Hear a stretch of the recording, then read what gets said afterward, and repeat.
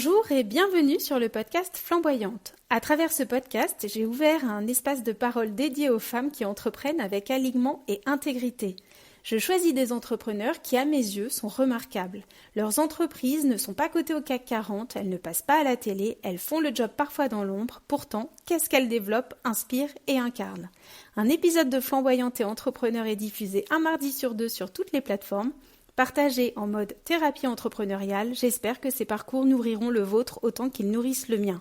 Je suis Sabine Reynard, révélatrice de marque et d'être. J'accompagne les chefs d'entreprise à aligner ce qu'ils font à qui ils sont et non l'inverse.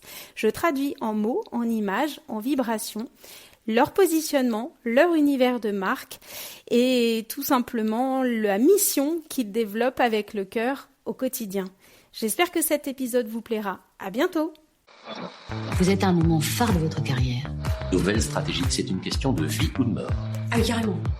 Le mot patronne, pour moi, c'est un mot très fort.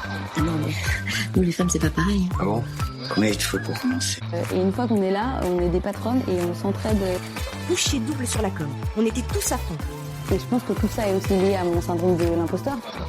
Ouvrir une boîte, et pourquoi pas? Bonjour à toutes et à tous. Alors j'espère que le son va être bon parce que j'enregistre au bord d'océan, un petit peu de vent, il y a le bruit des vagues en fond.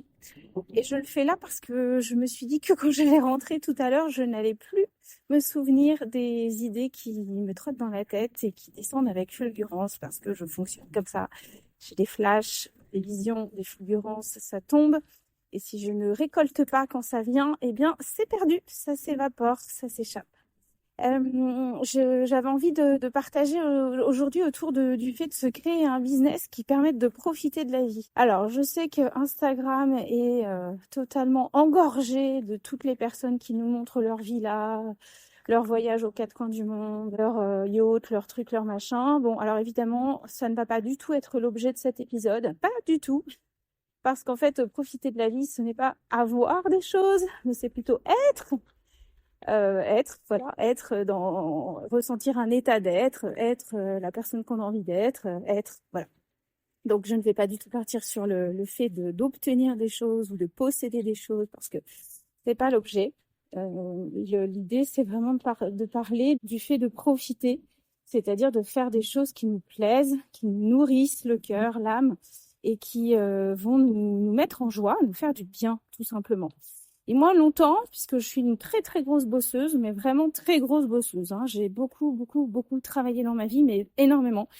J'ai cru quand j'étais jeune que je devais fournir beaucoup d'efforts pour obtenir des résultats et que je devais aussi surperformer pour obtenir des résultats. Donc j'étais, c'est ce que j'expliquais l'autre jour à ma fille, quand certaines personnes de mon école d'art arrivaient avec à peine une piste créative développée, moi j'en avais 5 qui étaient parfaitement abouties.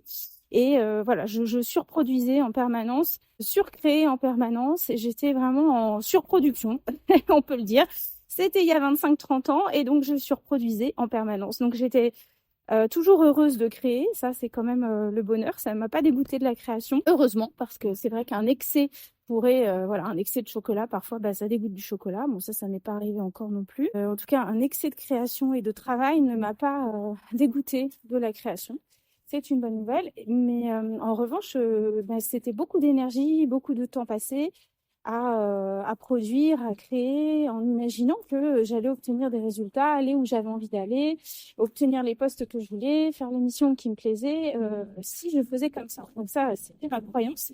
Qui n'est plus du tout ma croyance aujourd'hui parce que les expériences m'ont montré que j'avais pas besoin de fournir beaucoup d'efforts pour obtenir des résultats, que je n'avais pas besoin de passer beaucoup de temps pour obtenir des résultats et que je n'avais pas besoin de consacrer une énergie folle pour obtenir des résultats, satisfaire mes clients, répondre à leurs besoins, même au-delà de leurs besoins, et aussi finalement avoir des clients et avoir un business qui fonctionne. Donc ça, c'est la première étape, en fait, c'est déjà de modifier sa croyance par rapport au fait que on doit toujours produire, on doit toujours être à fond et qu'on fait pas assez pour que notre entreprise fonctionne suffisamment pour qu'on en vive bien.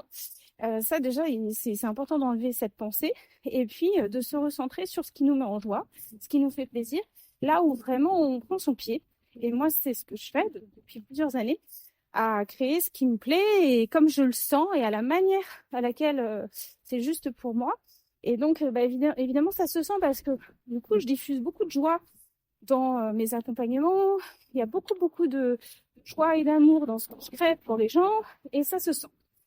Je peux souffler parce que je suis en train de monter une de colline à dérocher. Donc ça, c'est super important. Et ça me permet de me libérer beaucoup de temps pour faire d'autres choses. Et pourquoi? Parce que, alors moi, j'ai pas envie d'avoir un yacht, pas du tout. J'ai pas envie d'avoir une villa, je ne sais pas où. Ce qui me plaît, moi, comme j'habite à Nantes et que je suis à 40 minutes de l'océan, c'est d'aller marcher en bord de mer dès qu'il fait beau. Moi, j'adore la nature, j'ai besoin d'être dehors, j'ai vraiment beaucoup besoin de marcher. Donc, ma moyenne depuis 5 ans de marche, c'est 50 km par semaine. Je sais pas faire moins, je tiens pas en place, j'ai vraiment besoin de marcher. C'est ma manière d'intégrer aussi les nouvelles informations, c'est ma manière de maturer des idées, c'est ma manière de faire descendre l'intuition. Donc j'ai besoin de marcher, voilà. Et là, de plus en plus, alors je sais pas si c'est, je sais pas, une nouvelle ère, nouvelle énergie, j'ai encore plus besoin d'être dehors. Et mon corps, en fait, s'impatiente quand il est à l'intérieur, au bureau. Et je suis en train, en ce moment, de parler à mon corps et de lui dire, écoute, on va sortir dans 1 heure. Ou, tiens le coup, dans 2 heures, on est dehors et tu marches. Voilà, j'en suis là parce qu'en fait, je sens que j'ai vraiment besoin d'aller marcher. J'ai besoin d'être dehors. J'ai besoin d'être en mouvement et passer des heures devant l'ordinateur sans bouger, c'est plus du tout possible pour moi. C'est la seconde chose, c'est que profiter de la vie, ça veut pas dire aller claquer de l'argent dans les casinos, avoir des yachts, partir à l'autre bout du monde. Bon, voilà, moi, je veux plus prendre l'avion. Donc, bon, il y a beaucoup de choses qui finalement ramènent à du local. J'adore ça. J'aime beaucoup, moi, rester en local. Il y a plein de choses à faire en général autour de chez soi, mais vraiment beaucoup. Faut vraiment étudier ça de près. Et j'ai mes petits coins, j'ai mes envies. Il y a encore des coins que j'ai pas explorés. J'ai très envie de rester dans les parages et d'aller découvrir, d'aller me promener, d'aller explorer plein de coins que j'ai pas encore découverts. Ça, c'est ce que j'ai envie de faire. Mais j'ai envie de faire ça, pas forcément le samedi et le dimanche. Parce que moi, si j'ai l'énergie de travailler le samedi et le dimanche parce que j'ai une inspiration et que j'ai envie de m'y mettre, c'est pas grave, je serai pas dehors en train de marcher. Et puis, par contre, là, on est mercredi matin. À 8h30, je suis partie. Je suis arrivée en bord de mer à 9h30 et hop, je passe la matinée ici parce que j'ai vu qu'il faisait super beau ce matin et cet après-midi, il pleut encore. Donc, je serai, pendant qu'il pleut, je serai où? Je serai derrière mon ordi. Et là, je sais qu'il y a peu de personnes qui s'autorisent à faire cette inversion. Alors déjà, il y a peu de personnes qui s'autorisent à aller marcher en bord de mer en semaine, un mercredi. Et il y a peu de personnes qui s'autorisent à faire l'inversion de je commence ma journée par la balade et je bosserai quand il pleuvra. Plus, je bosse le matin parce qu'il faut, bah oui, hein, il est 8h, il faut que je me mette au taf, hein, il faut que je me mette derrière mon ordinateur. Versus l'après-midi, je pourrais éventuellement prendre une petite pause à 16h. Ah bah oui, mais c'est ballot, il pleut, il va faire nuit dans 1 heure. Ah bah oui, c'est dommage. Donc je sors pas et du coup je me suis pas aérée et je me suis pas détendue et mon corps n'est pas relaxé. Donc voilà, ça c'est des inversions en fait qu'on peut s'autoriser à faire. Pourquoi? Parce que on est entrepreneur, entrepreneuse, on est chef d'entreprise.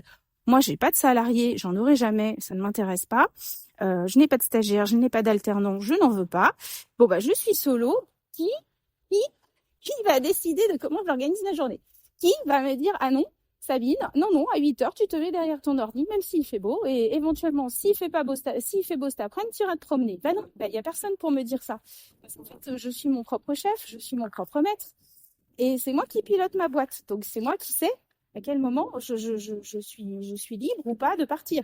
Hier, j'avais une visio à 14h, j'avais des impératifs. Hier matin, je devais absolument terminer un dossier pour une cliente. Bon, je suis sortie entre midi et 13h. Et puis, je suis ressortie à 16h. Mais j'allais pas partir à la mer, j'avais pas le temps hier.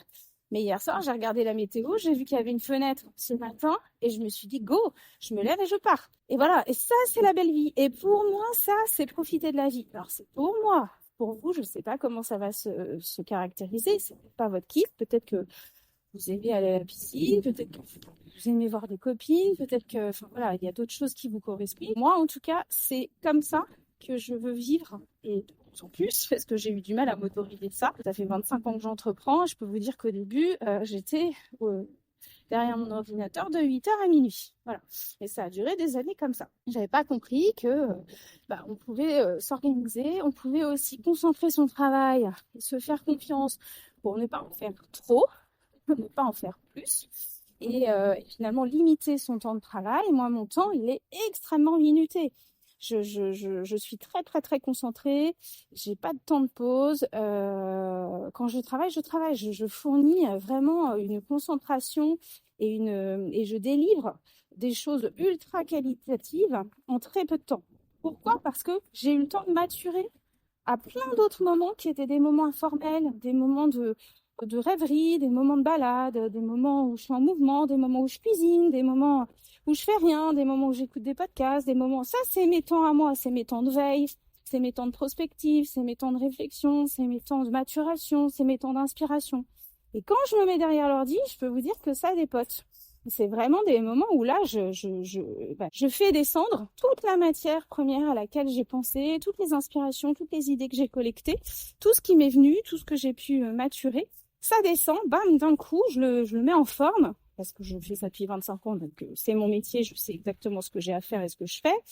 Et hop, c'est parti, quoi. Et j'y passe pas des heures. Et quand j'envoie, j'ai pas de correction parce que je déteste corriger. Je déteste ça. De toute façon, je m'arrange pour délivrer un contenu qui soit top niveau, pour qu'il n'y ait aucun retour, aucune correction et que ce soit validé dans la foulée.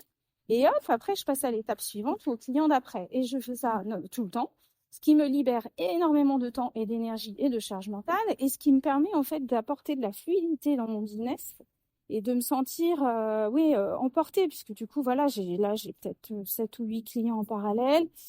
Je passe d'un dossier à un autre, et puis je me réserve du temps pour moi. Dès que je vois une fenêtre de tir, je la saisis. En fait, je fais par rapport à mon corps, par rapport à mes envies, mes intuitions, au temps qu'il fait dehors.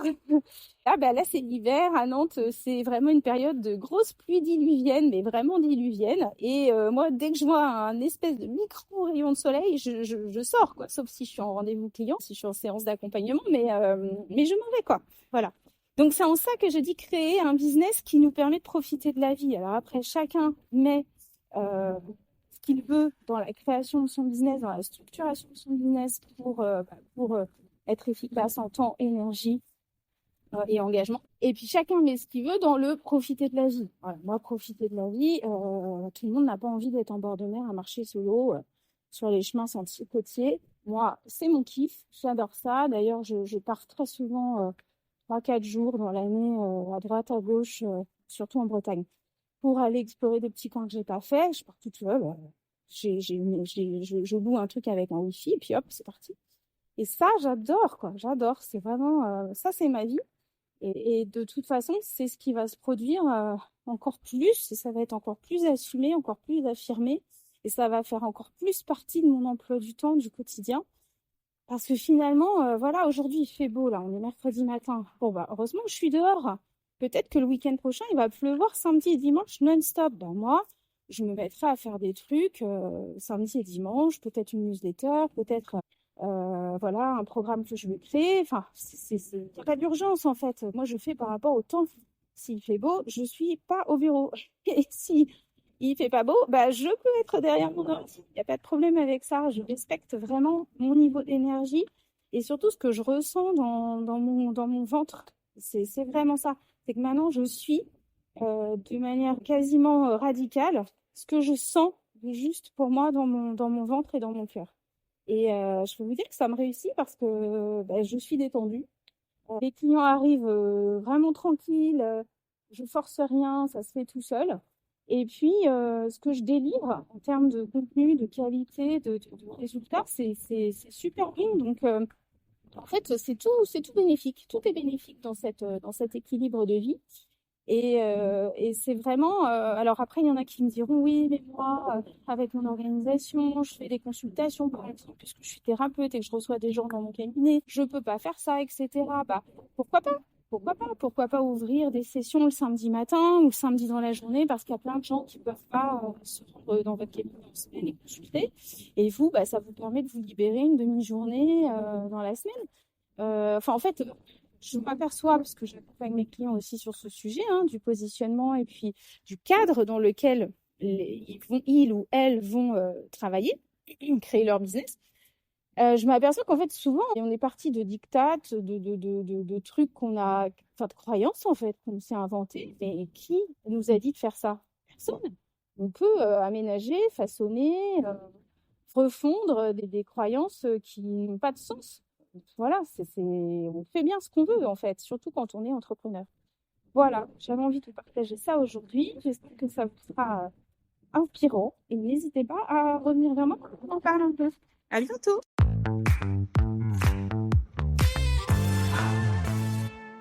J'espère sincèrement que cet épisode vous aura inspiré et nourri. Si vous avez aimé cet épisode, je vous remercie de soutenir Flamboyante et Entrepreneur en vous abonnant, en allant déposer des étoiles et un commentaire sur Spotify, Podcastix ou Apple Podcast, en partageant l'épisode sur vos réseaux ou encore en invitant votre entourage à l'écouter. Si vous souhaitez me joindre, si vous voulez découvrir mon approche ou encore lire mes 3 livres publiés aux éditions Marie-Claire, retrouvez-moi à sabinerenard.com. Rendez-vous le mardi toutes les 2 semaines à 7h sur toutes les plateformes pour un nouvel épisode. À bientôt!